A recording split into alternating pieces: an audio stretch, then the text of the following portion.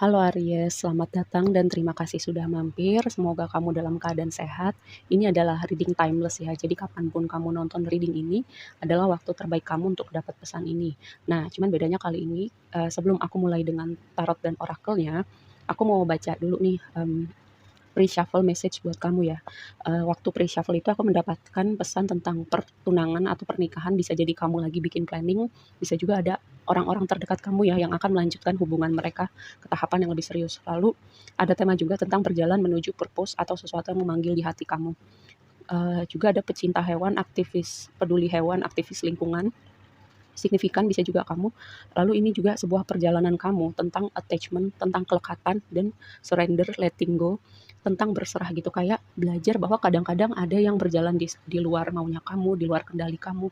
Belajar juga melakukan yang terbaik, sisanya selebihnya gitu serahkan pada yang maha kuasa gitu, atau higher power, atau gini, kamu belajar untuk fleksibel gitu, lakukan yang terbaik apa yang kamu bisa, selebihnya biarkan divine divine timing yang berbicara ya.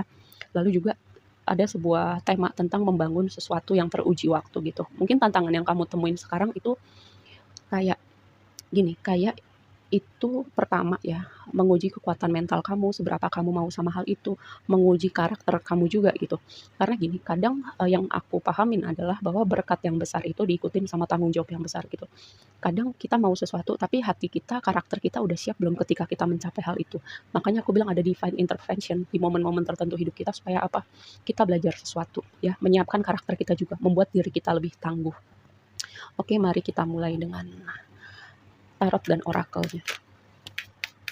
Chiron-nya mau lompat, berbicara tentang pemulihan. Kamu dalam proses pemulihan, pemulihan kesehatan, pemulihan hati. Energi aktivasi. Oke. Ada tema yin yang ya, maskulin, feminim, keseimbangan, divine counterpart. Sebentar ya, sebelum kita bahas lebih lanjut, kita shuffle dulu tarotnya.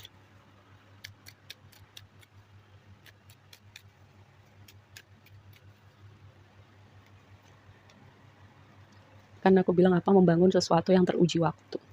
Tema kamu Knight of Pentacles gitu. Kayak semesta lagi menyiapkan kamu, bisa jadi ini ada hubungannya sama purpose kamu, panggilan jiwa kamu, bisa juga kayak gini, semesta tuh lagi menyiapkan kamu kayak biar kamu lebih tangguh, lebih siap, lebih kuat, lebih apapun itu ya definisi lebihnya.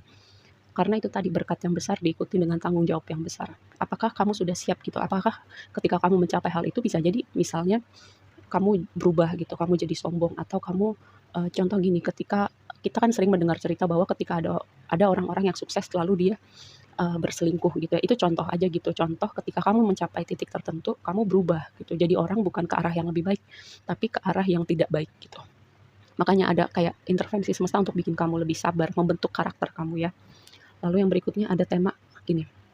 Pertama, berpindah chapter kehidupan, transisi, meninggalkan kondisi-kondisi dan yang challenging gitu ya. Jadi ketika mungkin berapa waktu belakangan atau ini sudah proses yang panjang ya, kamu berproses dengan sesuatu hal, bisa jadi dengan mimpi kamu, karir, pekerjaan, atau hubungan-hubungan tertentu, kamu di fase sebentar lagi hal itu apa ya, akan sampai di ujungnya gitu, kamu akan keluar dari situasi itu.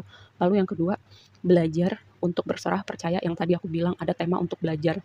Kamu lakukan yang terbaik yang kamu bisa, selebihnya serahkan, percayakan pada divine timing, serahkan pada sesuatu kekuatan Tuhan, universe, atau apapun itu sesuai keyakinan kamu ya, untuk mewujudkan itu di realita kamu. Lalu juga ada tema tentang melihat rasa takut kamu, kegelisahan kamu, trauma kamu, apa yang membuat kamu takut gitu. Akarnya dari mana gitu, apakah dari masa kecil atau dari kegagalan masa lalu ya. Hal ini berlaku untuk semua aspek kehidupan kamu.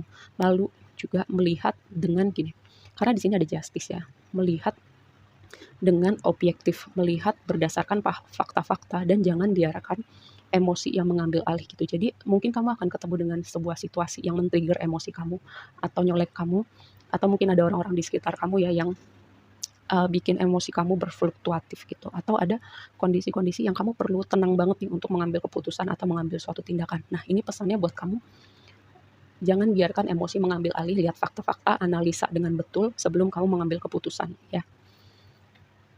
Yang tadi aku bilang ada tema yin yang, maskulin, feminim, divine counterpart. Karena apa? Dua ini tuh dua energi yang apa ya, kayak kayak dua sisi yang berbeda dari sebuah koin gitu. Kayak Itu tadi, 2 energi yang berbeda, ya. Karena ini solar flare ini adalah momen aktivasi, yang ini solar calm adalah momen ketenangan gitu. Bisa juga ini berbicara tentang keseimbangan ya, ada sesuatu yang teraktivasi di hidup kamu, yang tadi aku bilang bisa jadi ya, kayak kamu nih, momen aktivasinya ini berhubungan dengan perjalanan kamu menuju purpose kamu atau panggilan jiwa kamu ya, atau ada sesuatu yang teraktivasi di dalam diri kamu untuk kamu lebih jauh, misalnya dalam perjalanan spiritual kamu atau jalan-jalan tertentu yang perlu kamu tempuh ya, bisa jadi seperti itu. Dan gini, dengan solar calm ini ya, clarify gitu, melihat lebih jernih. Yang tadi, ada suatu situasi atau sebuah tema di mana kamu perlu melihat, menganalisa dengan objektif ya. Kalau misalnya ada red flag, lihat betul-betul, jangan diabaikan dan buat keputusan tanpa terbawa emosi. Ini temanya buat kamu di saat kamu nonton reading ini ya, kapanpun kamu nonton reading ini, karena reading ini timeless. Lalu Knight of Pentacles, berproses. Yang tadi aku bilang di awal, sesuatu perjalanan membangun sesuatu yang teruji waktu gitu ya. Kayak gini, contoh aja emas gitu ya. Emas itu kan prosesnya panjang sebelum dia jadi emas gitu, dan dia perlu dibakar dulu, dipanasin sedemikian rupa baru dia jadi emas gitu. Sama kayak mutiara, sama kayak diamond. Prosesnya itu panjang dan butuh tekanan, butuh panas, sama gitu kayak kamu, proses yang kamu lewatin sekarang, apapun itu ya konteksnya, bisa keuangan, bisa hubungan, bisa berhubungan dengan karir, pekerjaan, bisnis, karena Pentacles ini seringkali menggambarkan tema yang berhubungan dengan karir dan finansial, tapi bisa juga sesuatu apapun gitu ya yang di dunia realita kita yang kita bisa persepsi dengan panca indera ya. Tema besar kamu berproses dengan sesuatu yang kamu jalanin selama ini, sesuatu yang kamu bangun, atau sesuatu yang teruji waktu ya. Ini berbicara keteguhan hati, kekuatan seberapa kamu mau dengan hal ini, karena di sini ada strength.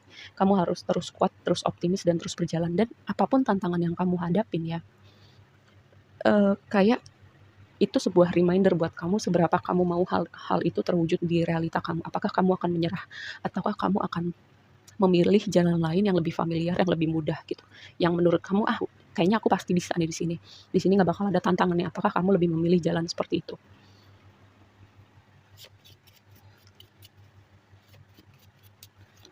Tantangan kamu bisa berhubungan dengan anggota keluarga, orang-orang terdekat kamu, mendefinisikan kembali kebahagiaan kamu. Anak juga bisa signifikan dalam hidup kamu ya.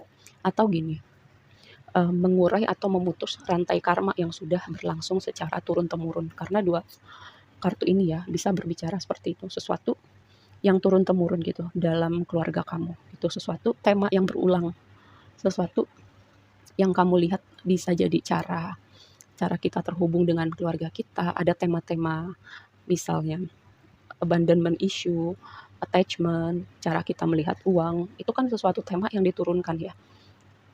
Hal-hal seperti itu. Atau bisa juga hal lain, yang jelas ini kayak berhubungan dengan suatu uh, karma yang dibawa secara turun-temurun gitu, atau sesuatu yang butuh kamu putuskan rantainya karena ini udah berlangsung lama atau dari generasi ke generasi ya. Lihat aku bilang apa, bisa jadi berhubungan dengan anggota keluarga terdekat kamu, atau ini sesuatu yang sifatnya dari generasi ke generasi ya. Ibaratnya gini, contoh ketika orang punya mental block gitu berhubungan dengan abundance, bisa jadi itu kan sesuatu yang kita lihat dari orang tua kita ngelihat orang tuanya lagi, dan gitu aja seterusnya ya.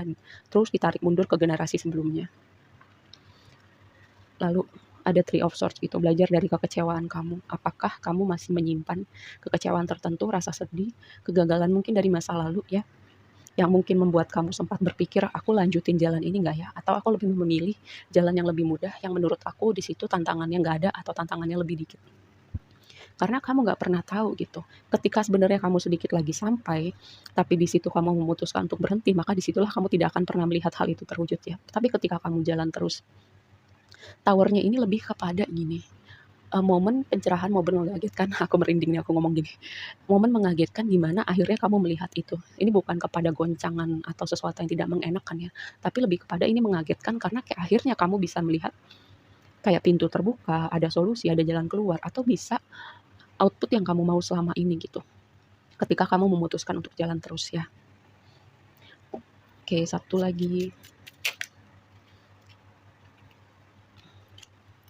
Lihat, Four of Swords, kamu gini, kadang kamu perlu memperhatikan tubuh kamu juga, beristirahat yang cukup, jangan overthinking gitu ya. Apalagi ketika overthinking, kecenderungan kita adalah mikirin hal-hal yang buruk terus, dengerin intuisi kamu, atau mungkin sebagian dari kamu dengan isu kesehatan mental tertentu ya, kamu butuh bantuan profesional atau bercerita kepada orang yang menurut kamu bisa dipercaya. Dan lihat yang tadi aku bilang, kamu apapun yang kamu lewatin gitu, kayak sedikit lagi kamu sampai gitu. Tinggal gimana kamu mau jalan terus atau enggak, kamu mau tetap optimis atau enggak, atau kamu memilih jalan yang lebih mudah, yang menurut kamu tantangannya lebih dikit atau nggak ada tantangannya sama sekali. Oke, segitu aja dulu readingnya kali ini buat kamu. Semoga bermanfaat dan sampai ketemu di reading berikutnya. Bye.